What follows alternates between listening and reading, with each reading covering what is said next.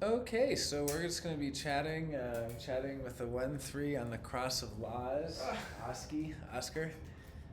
And this is, let's see.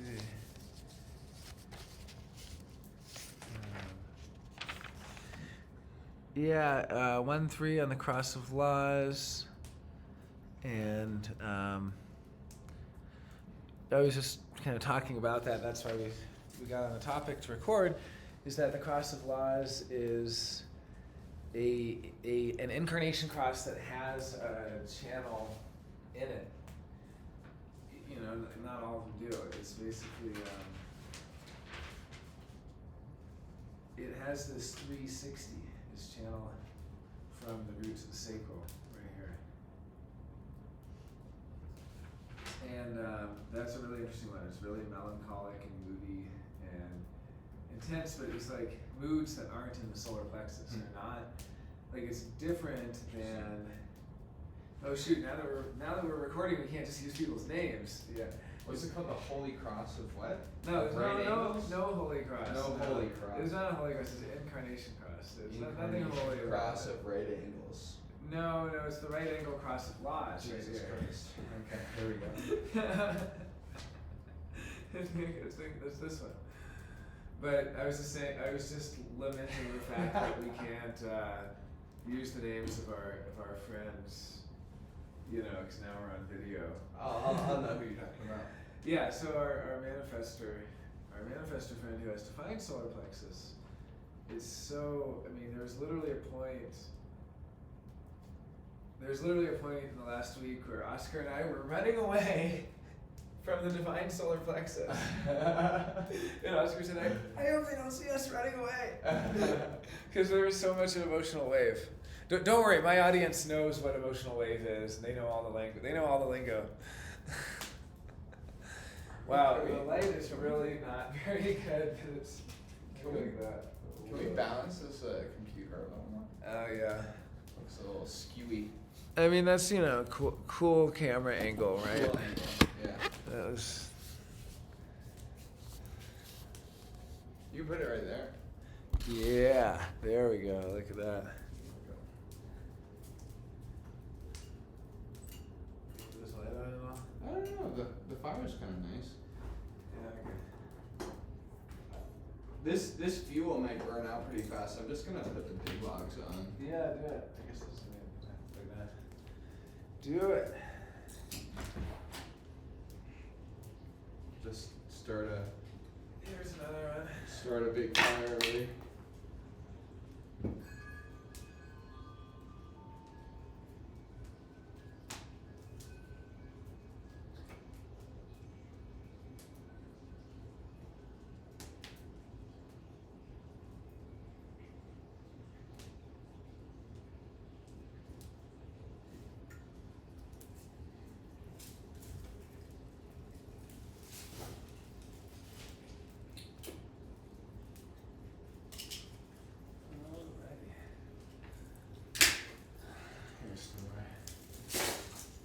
Nice. Oh wow. Yeah. Yeah, so the other day I did the state of human design. Welcome back from our break. Yeah, so the other day, make sure it's recording. Yeah, it is, okay. Yeah, it's recording. Is it? Yeah, we're good. So the other day, I did the state of human design video. Actually, that was about a week ago, 8 days. State of human design, March 15th. And it was one I did with Mike, where I just talked a lot of smack. And we just kind of, it was really fun. But in any case, I've made like $6 on that video, so thank you everyone, thank you. I want to figure out how to turn off the mid-roll ads. Hopefully turning off the mid-roll ads across the board will be easy, because I'm just too lazy to do it manually. You know, those are the ads that play in the middle of the videos. But regardless, thank you for watching, because I mean $6 in 8 days. Yeah. And claps to all of you at home watching, and you know, if you really don't like the ads, there's ways to get around them too, but I don't really know how to do that. So, okay, so the 360 is part of the Cross of Laws. And anytime you see a channel in an incarnation cross, that's like very much the main theme of that cross. So if you're trying to understand what the cross is all about, so basically, what are the crosses? They are the position of the sun and the earth at the time of your birth, as well as the position of the sun and the earth, on the ecliptic, 88 degrees before the time of your birth. And these two positions together make a really interesting thing where, here I'll show our viewers at home and then we can look at it. So this is just a wheel here, that's all I'm showing. The wheel, in this mandala wheel, you'll see these four, it's not a Christian cross, it's just these four activations. Yeah. And those are you don't have to show that, you can just look at yourself, that's how it is. So basically, this is when you were born, and then this is 88 degrees of the sun before you were born. Now, if it were exactly 90 degrees, what would happen is you wouldn't be a 1-3 profile. You'd be a 1-1 profile, and then it would be a 2-2, and a 3-3, and a 4-4, and a 5-5, and a 6-6. And there would be a very limited number of combinations of lines. Because basically, see, each one of these 64 hexagons, there's 64 subdivisions, 64 equal subdivisions on the ecliptic. And in each one of those 64, there's 6 more subdivisions, which are the lines. And so it takes 23 whatever hours to pass through each line. You can just look at it takes, or maybe not 23 hours, sorry, it takes, it's basically 5.7 days to go through a whole gate. So 5.7 divided by And 6. one gate is 6. one of the 64 hexagrams. Yes, Yeah. exactly. So you were born in gate 56. Yeah. That's you right there. That's your personality. Yeah. Personality sun in gate 56, line 1. Yeah, exactly, right there. So you're born in gate 56. You're born in the very first line of that. Okay, It's a gotcha. yin line. You were born into a yin line of it. The next line's also yin, and it's yang, yang, and then yin, then yang. Oh, you're reading the hexagram. Got Yeah, it. like you're literally Yeah. born in these like 1s and 0s that change Yeah. and that click, and it's 384 per 365.25 days. So you end up basically having a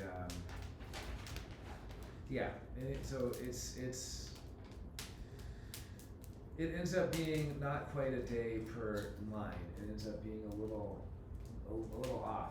But in any case, what I'm trying to say is, with the calculation, it's really cool because if these were 90 degrees, if these were perfect squares, the symmetry would be like perfectly symmetrical, but it wouldn't give the variety of the interesting stuff. So just I'm gonna just dwell for one moment on this fundamentally fascinating trait of the 1-3, the investigator martyr, which is your personality, right? That is the very first profile. So let's just think about what happens. So for our intents and purposes, this is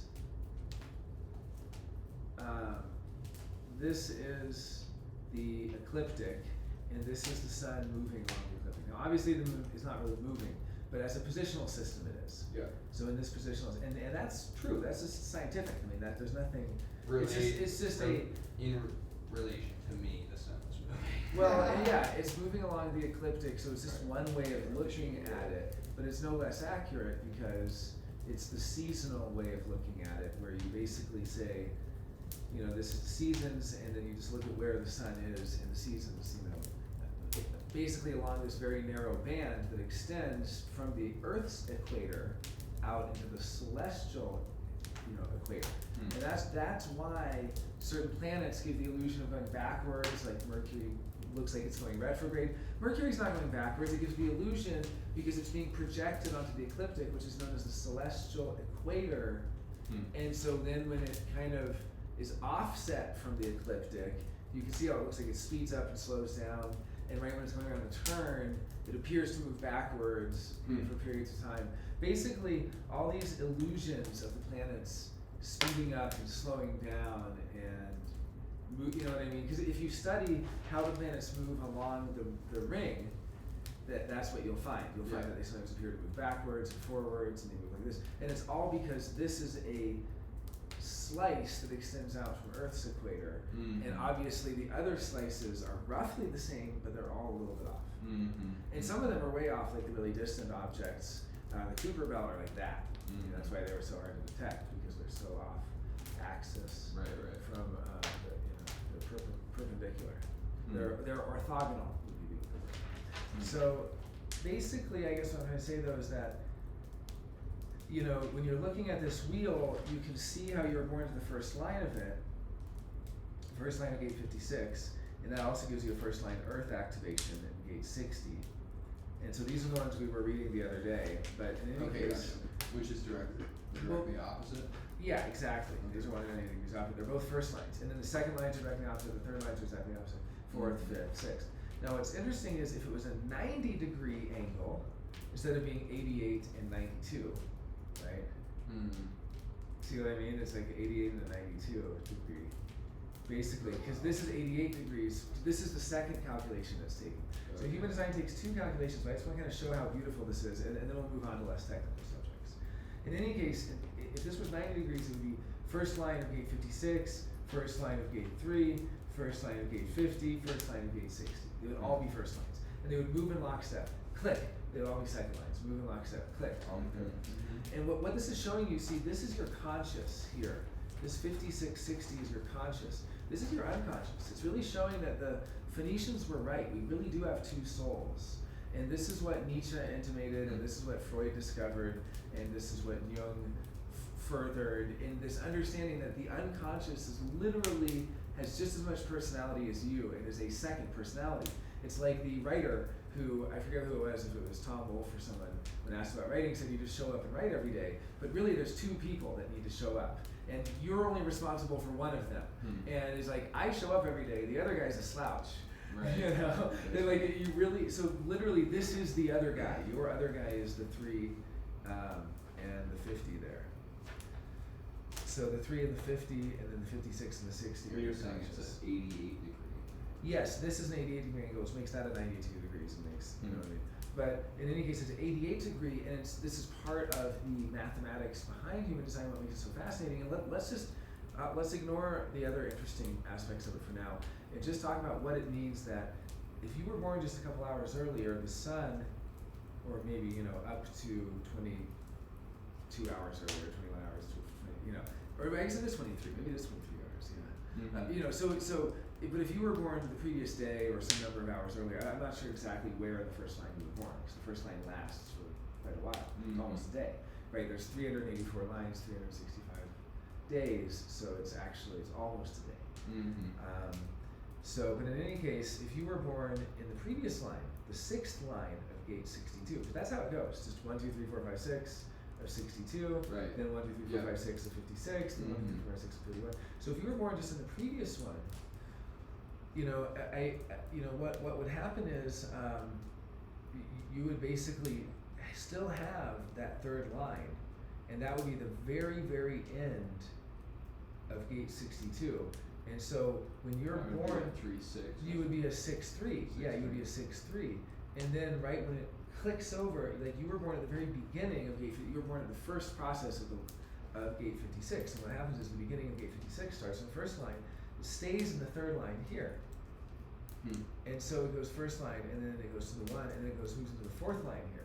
Because as it's moving, remember the 88 degree offset is like a so as it moves it's through the first line, at the very end of the first line, in the final 12th of the first line, it moves into the fourth line here. And it changes from a 1-3 to a 1-4. They're pretty rare, but I do know a few 1-4s. Then it goes into the second line, staying in the fourth line here, with the 2-4, and that's like a number of our friends are 2-4s. Then 2-5, 3-5, 3-6.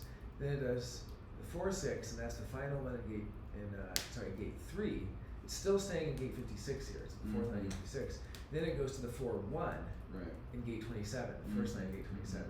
And then it goes to the 5-1, which is my profile, and then the 5-2, the 6-2, and then the 6-3, and then it moves into the 1-3 from gate 31. So it's this really interesting, like, I'm getting this visually.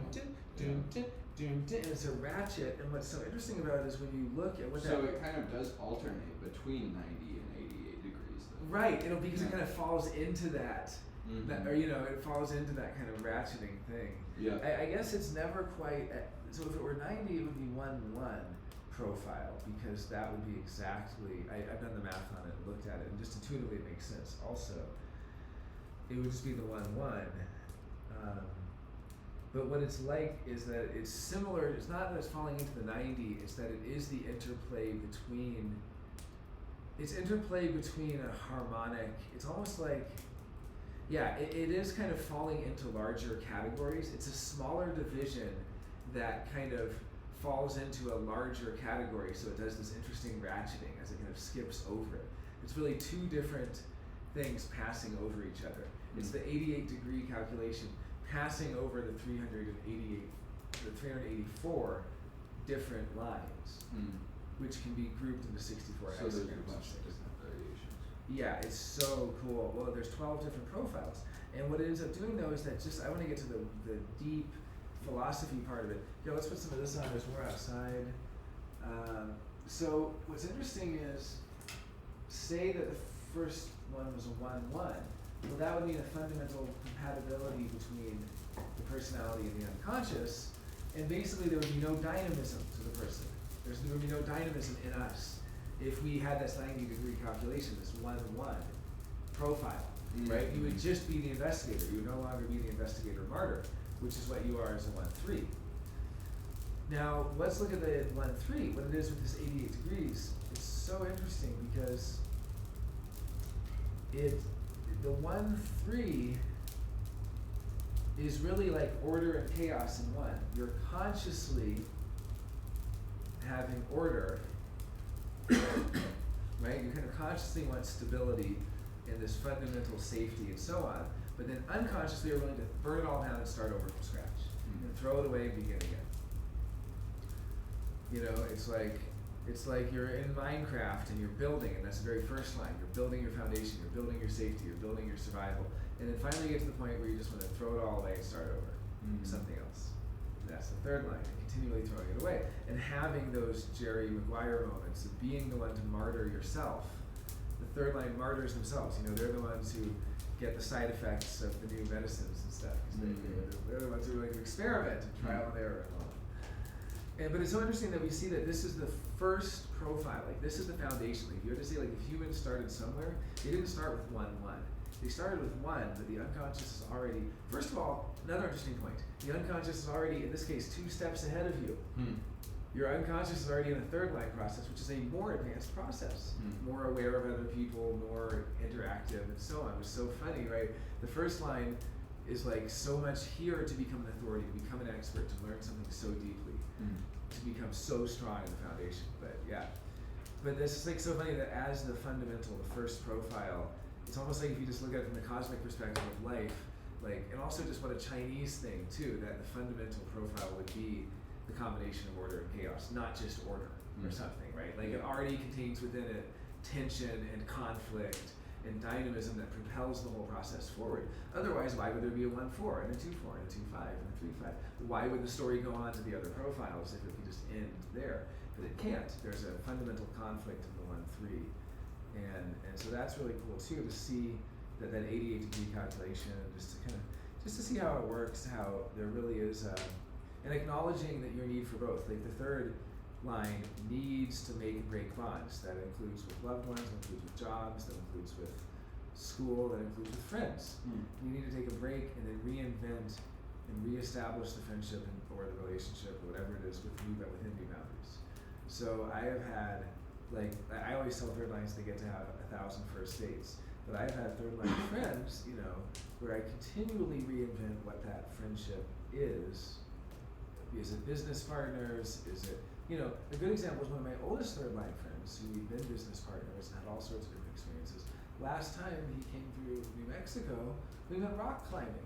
And we'd never been rock climbing before. And we, once again, reinvented our friendship as survivalist companions in a rock climbing adventure, which was so different than anything we'd had before. So the third line has the ability to really break a bond with somebody, disconnect from them, forget about them, not really have any contact with them. That's okay.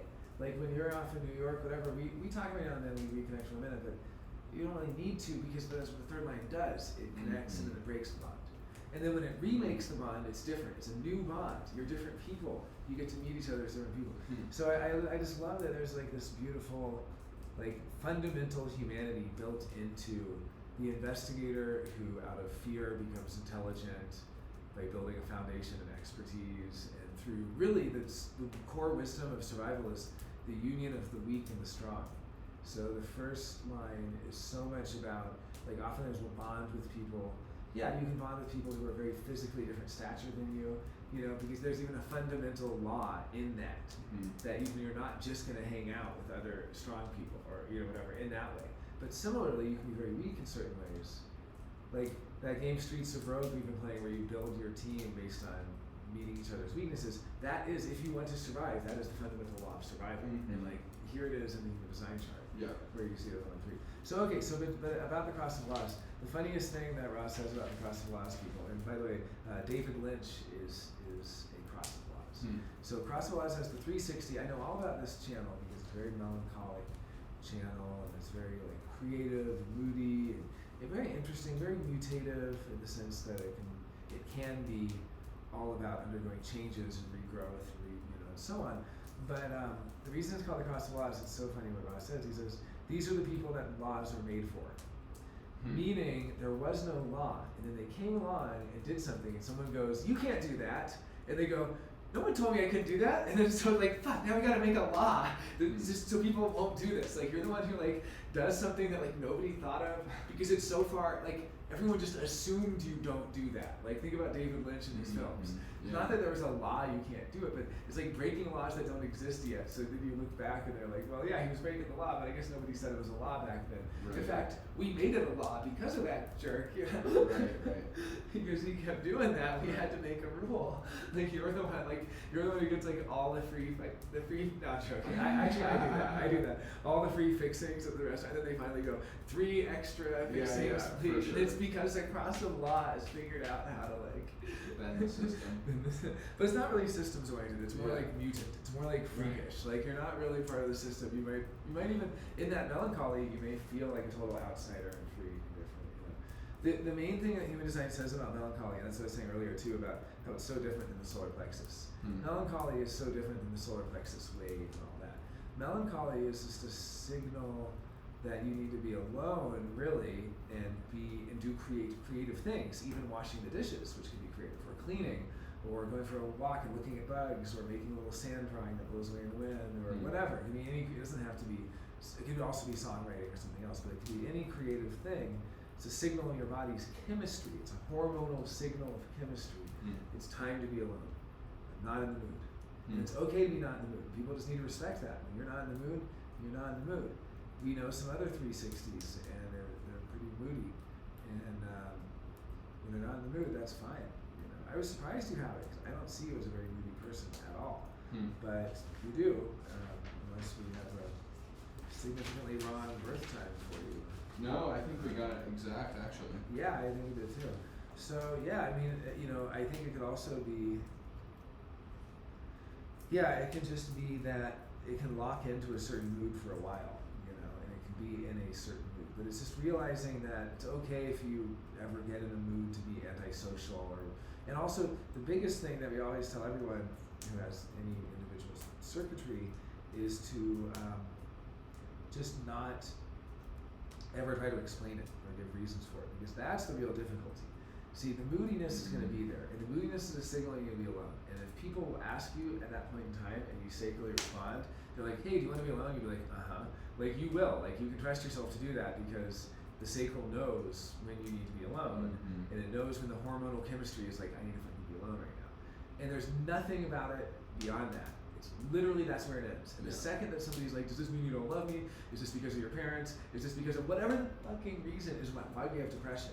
Because depression crystallizes the melancholic chemistry and then freezes it and kind of etches it into the DNA in some sense by not allowing it in a way, like, I mean freezing, not in a literal sense, but kind of like metaphorically, the explanation then holds it there, and it doesn't allow it, like, as soon as it's been explained, then it becomes something different than when it's not explained. When you literally are just like, I want to be alone, that's enough.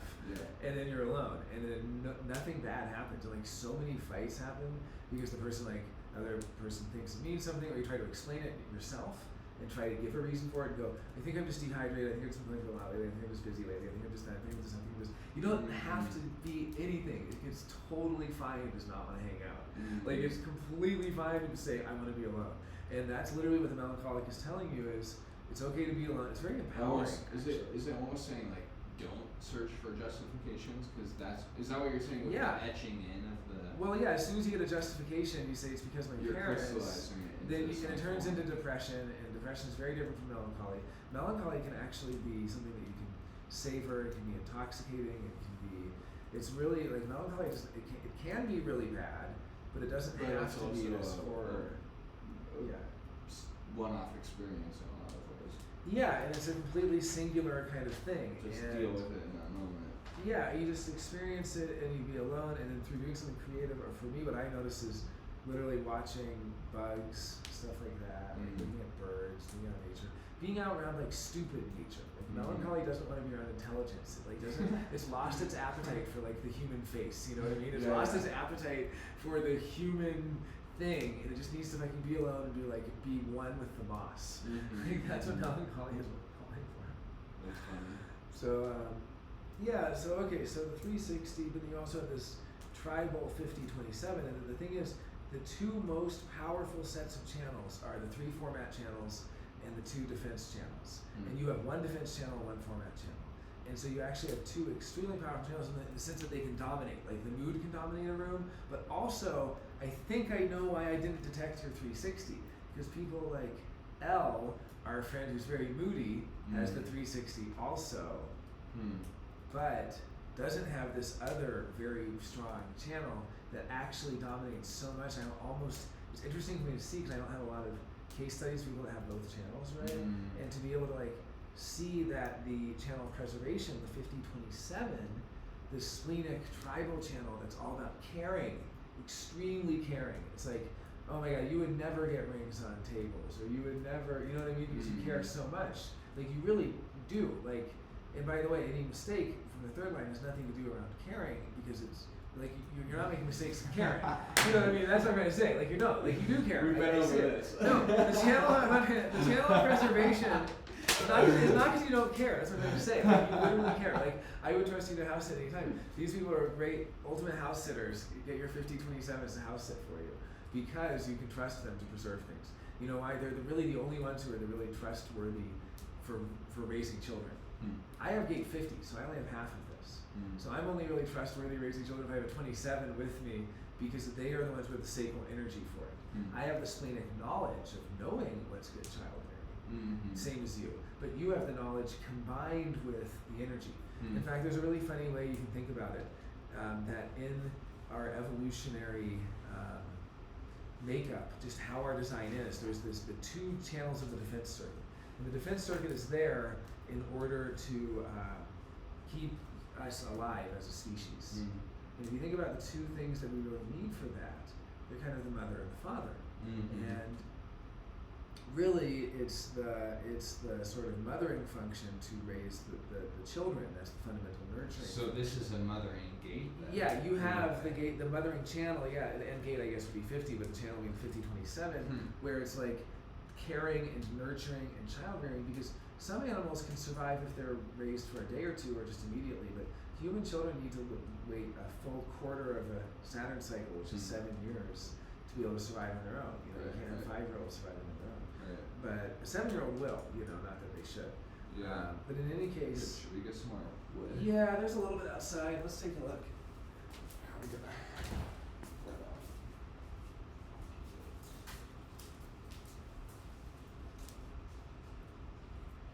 Okay.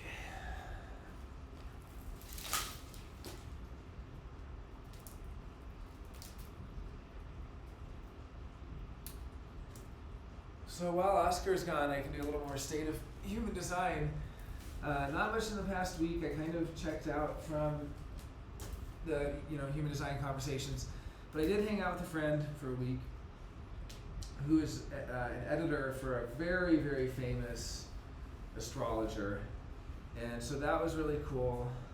Or I guess a proofreader more, but maybe also editing, and I think editing too. I mean, really just when you're connected at that level, you're just kind of connected to those people. And in any case,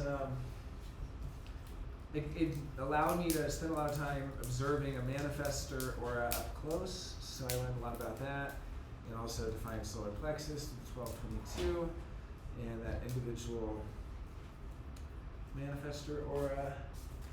And yeah, I kind of just unplugged from the human design discussions, but it's been interesting because I continue to think about global cycles, closing of the door, not wanting to do human design after 2027,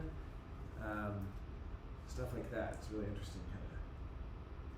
Yeah, I was giving the human design update because I want to do like a maybe weekly update. Nice. On like the state of human design on the web and like updates from Facebook. Well, what's the deal with the closing after 2027? Or is that a yeah, the closing of the door. No, the closing of the door is just what Ra was kind of given in his original experience. I mean, so Ra, first of all, Alan Robert Krakauer, and being Alan, and his mom always wanted a Bobby, and then so he wanted to go by Robert. And when he first got to Ibiza in 1983. He went to say Robert, his name was Robert, because he's like a stranger in a strange land and so on. And in any case, he gets there and he goes into the bar, and the first person he meets, he says his name is Ra instead of Robert. He starts to say Robert, but he stops, he leaves off the Bert. Because he doesn't want to go by Alan anymore, Al. Right. His dad wanted to be Al.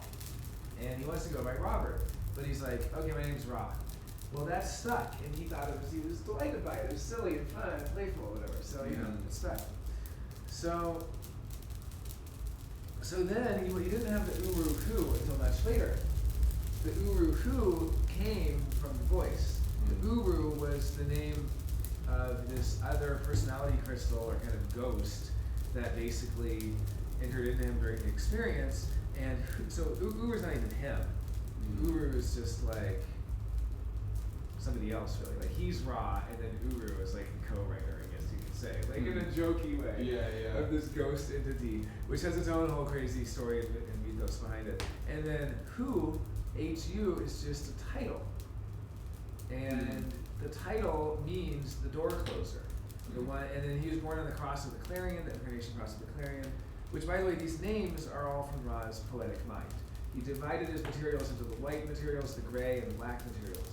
And the white were completely stuff that he had done from his original research, the same way that I do original research to say, well, I think that this is what this means. Or I think that that person doesn't need that much water, or like whatever, But then the gray materials were kind of the cosmology and the cosmic fairy tales and the mythos that were his interpretations of the experience. Oh, what's going on? No worries. And then, let me make sure it's still recording. Yeah, it is. We're good. 33 minutes. Nice. Thanks for watching, everybody. We're gonna keep going. And so then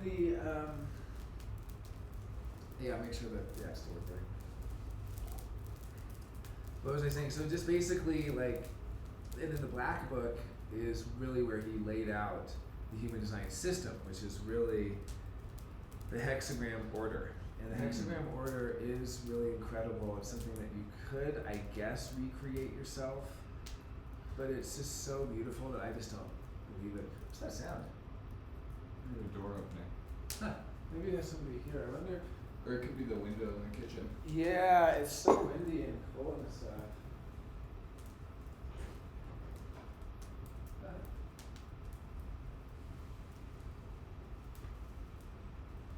Yeah, I'm not really sure. Okay, so the door closing stuff is really just that it's been since 1961 that we've really, really, really kicked the process into high gear of preparing for this big shift of global cycle. And part of that, kicking into high gear of that, has been one of the keys moving into the first line of 861, which is occult knowledge. And it's not like the other lines of 861 aren't cool. I mean, all of them are cool. Back in the 1800s, there was a huge, when the key was in the third line of 861, there was a huge boost in occult knowledge through like the Theosophical Society, stuff like that. Even going back to 1610, what's so interesting, if you look at the beginning of this whole era we've been in, that is ending, it started around 1610, around the time of Shakespeare, or 1615, I think it's 1610. Anyway, I have to look, but it starts around the time of Shakespeare. And if you look at the themes, some of the themes are literally being rewarded with entertainment in exchange for working towards collective good. Like, it's so funny how even like Game of Thrones is like Shakespeare to Game of Thrones are like the two bookends of the era. And that both of them are related to the same thing, which is the development of a collective bargain, a tribal bargain, but also a collective institution that can be relied on, where you have the Red Cross and you have charities and you have all this stuff that's come up, you know, the 9-to-5 working week and human rights and all this stuff. Really, really interesting to see. So we're in a time, it's like, Gesundheit. That's why we can have human design right now. It's because it is actually the key to Gate 13, which is our understanding of our past. And so the understanding of the past is really, can be seen through the lens of occult knowledge right now. But it won't be able to be seen through the lens of occult knowledge in the future, because that kind of stuff just won't be interesting. It's like there's a certain quality or timbre, you know, there's a certain feeling in the air. People talk about the feeling in the air of a certain astrological aspect, or geez, well, that's or you know, or like Hunter S. Thompson talking about the feeling in the air of 1967 or 1972, or any of these times. And you know, this quality of time, that is kind of, you know, it's not going to happen overnight. In fact, there's a whole sequence of planetary activations that ends in 2060. So by 2060, our society should be pretty significantly different, but not necessarily, you know, right away. But yeah, 6 years is when the background frequency changes. So okay, I want to talk about the tribal though for a minute, because I think this is why I haven't seen your 360 as much, your moodiness. It's because the tribal defense circuit is there. It's this 5027 here. And that tribal, it's double activated actually, not that it really means anything, but it's both the conscious and the unconscious. And basically it's about caring about child raising and about preserving. It's like the other side, like the two sides, the two fundamental sides of the survival of the species are going to be making children and preserving them. And in order to make them, we have to have something, we have to be designed in some way, and to be in a desert island situation, to be able to find intimacy with anyone in some sense. And that is what the 59.6 is about on the other side. That 59.6 is all about, we can find intimacy with anyone in a necessary situation when you have to. Like overlooking the foibles of the other. Yeah. Basically not caring as much. Because caring is all on the splenic side. This is spleen, and that's what caring is. And this is all like the like emotional, sexy, exciting side. This and, is intimacy and all that. The solar plexus. Yeah. So the solar plexus is the emotional side.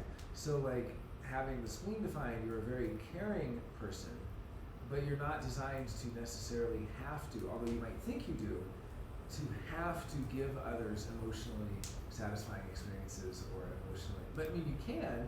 It's just it'll be so dependent on what they're bringing to you and how you amplify that back to them. So it'll be so dependent on their emotional wave and how you're able to confront them or not to help them through places of the emotional wave where they get stuck and stuff like that. Like it's such a different dynamic, I guess is what I'm saying. But anyway, we don't have to go into that. It's just having the splenic side defined there. What it means is that you really have it's like in your DNA to care.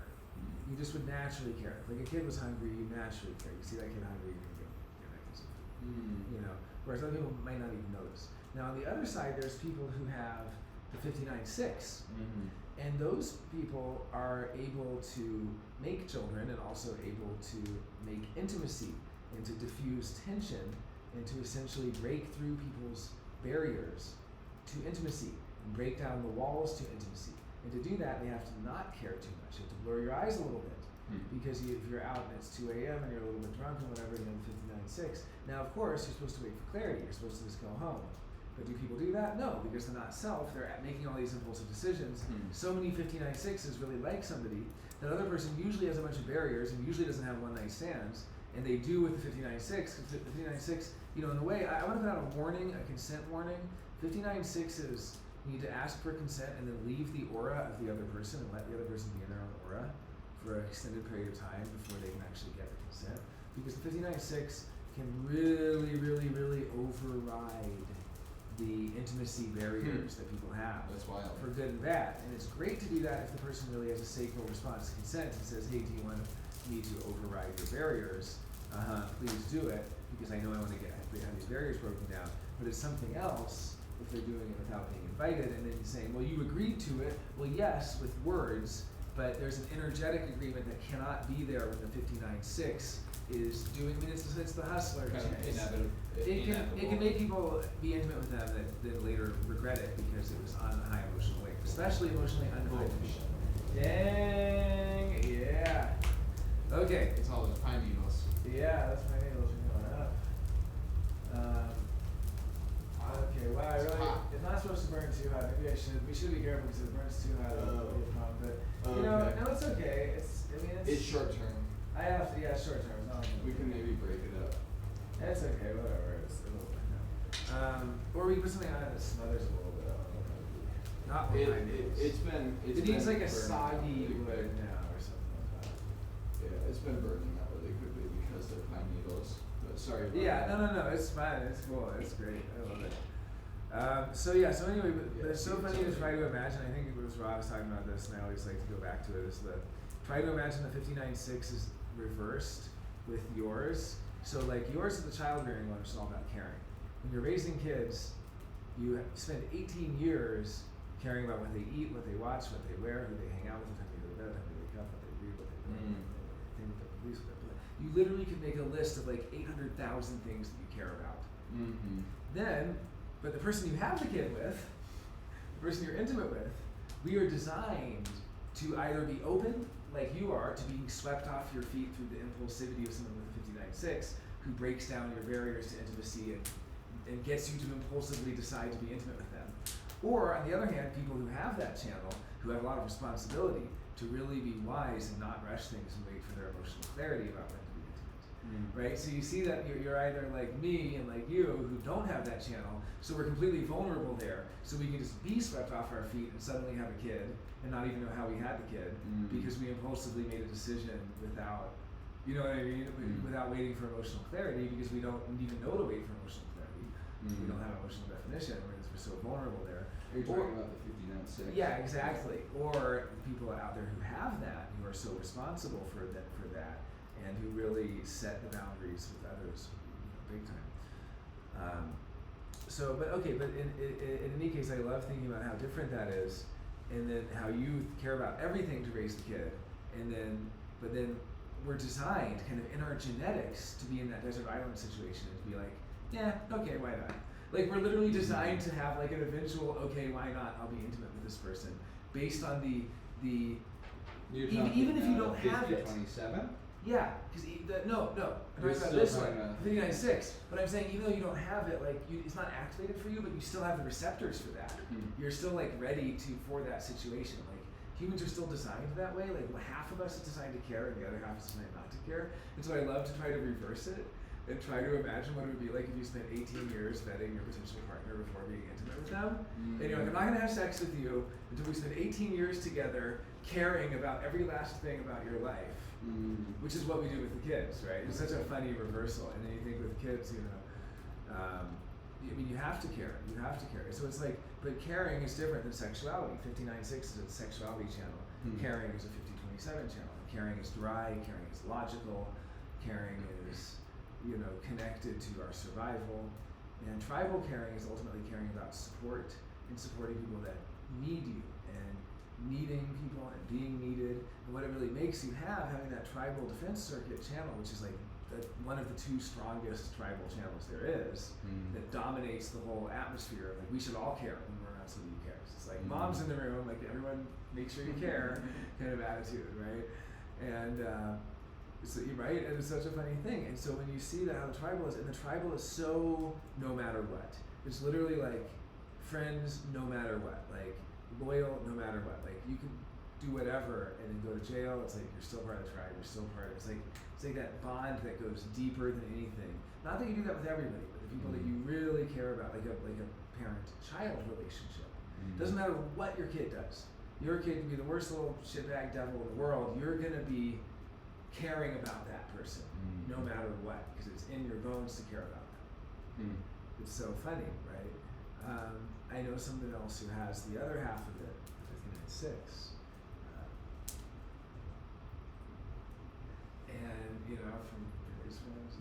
Okay. And anyway, it's so interesting to see parents who have one or the other. Yeah. And they are a parent. And you see their children and their relationship to their kids, and they're caring or not with their kids. And you really start to see that some people have it in their DNA, some don't, so to speak. You know what I mean? It's such a funny idea, but it's like you actually are kind of.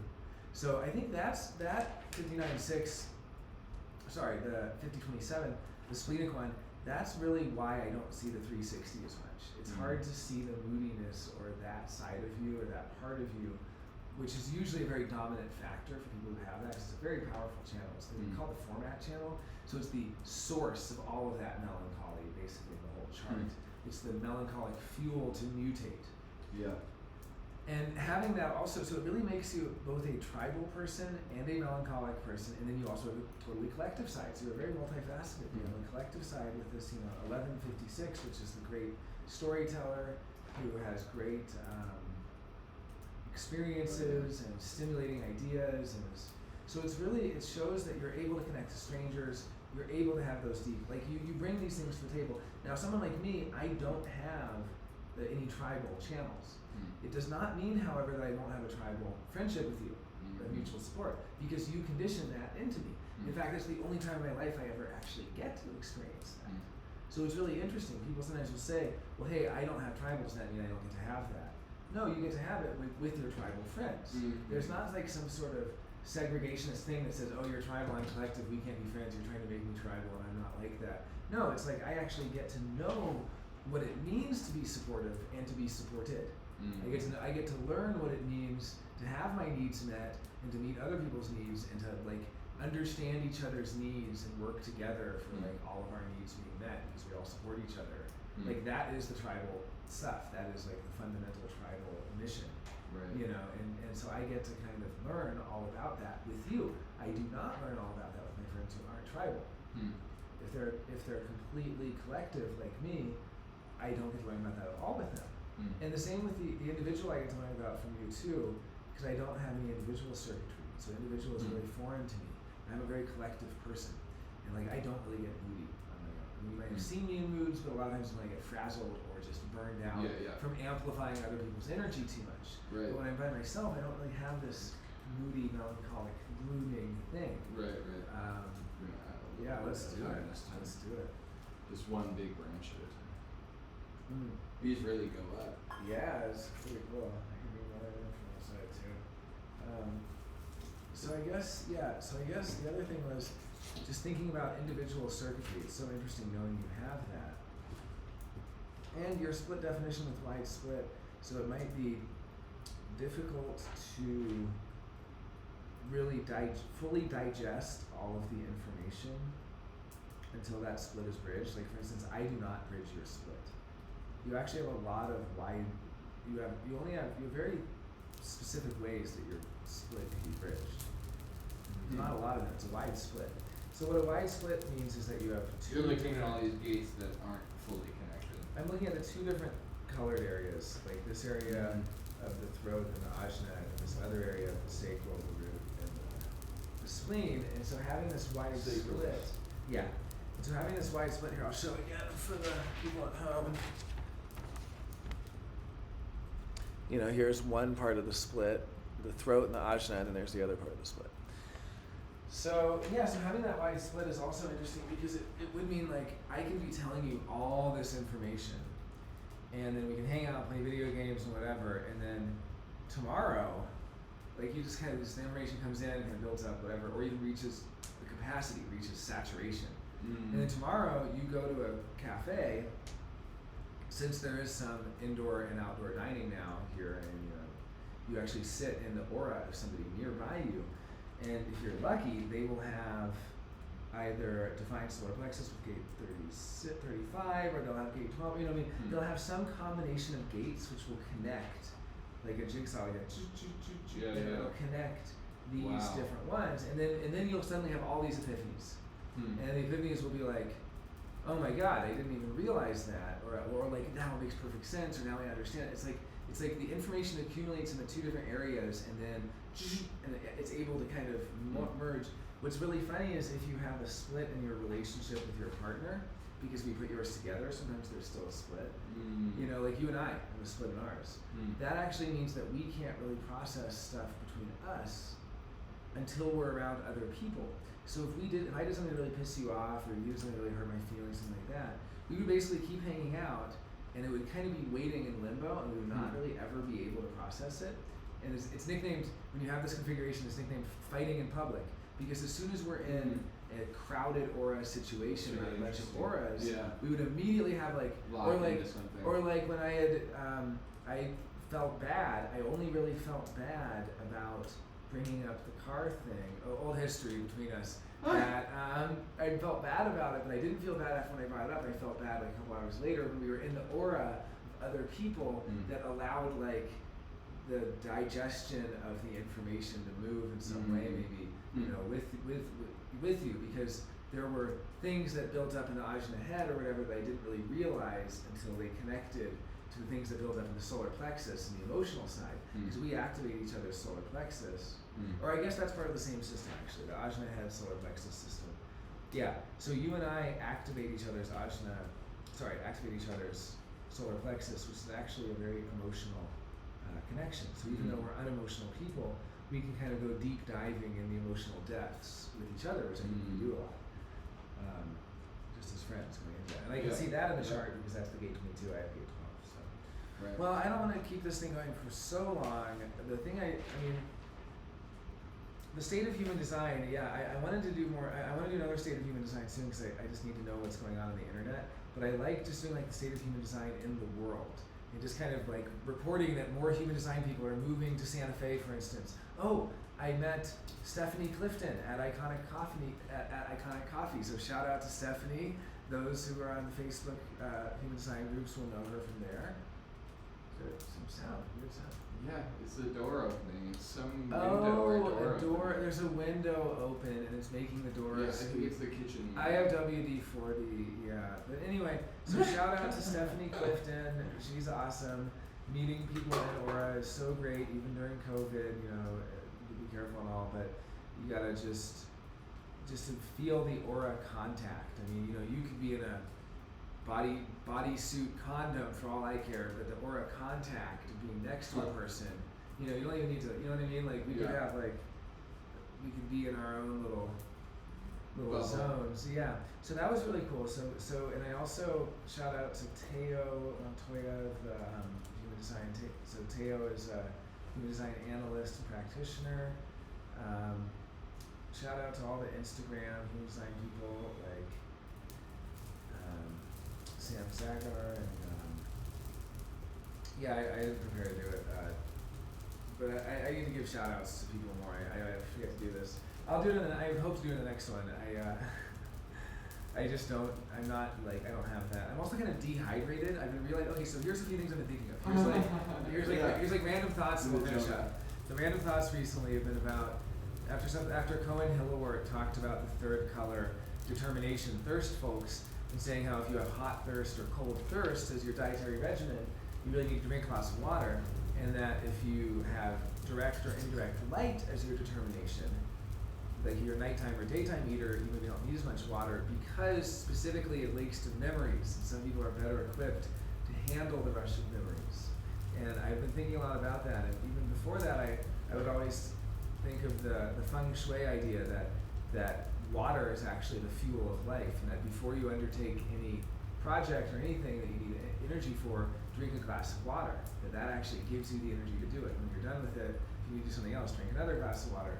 right before you do it. It's like drinking the water right before you do something as the fuel to do it. It's kind of a fun one.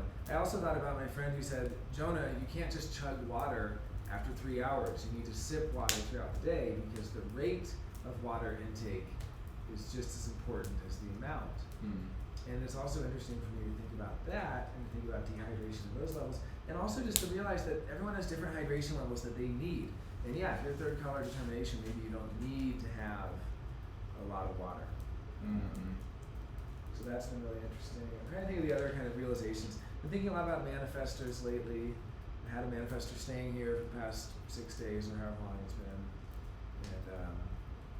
And it's been nice to be able to see the manifestor aura, how much it pushes you when you're in a car with manifestors. You just want to get out of the car. Like, for me, I was up front. I was like, geez, it's nothing against manifestors. You just want to get away sometimes, to physically create space between the two of you. Not always, but when they're doing their own thing, when they're in their own thing, for sure. There's an intensity. There's an intensity of them being in their own thing that says, that person's the boss. And their aura, the lecture we were listening to last night, it's a free Jovian lecture, so if you haven't already heard it, look up Jovian Archive, Signature Series, and Love. And it's the lecture on Manifestors, the Manifestors signature lecture. And it was saying that, their attitude was kind of like, we built all this and we used to run all this, and now we have to ask permission from you. It's such a thing. Okay, thanks all for watching. Until next time. Peace.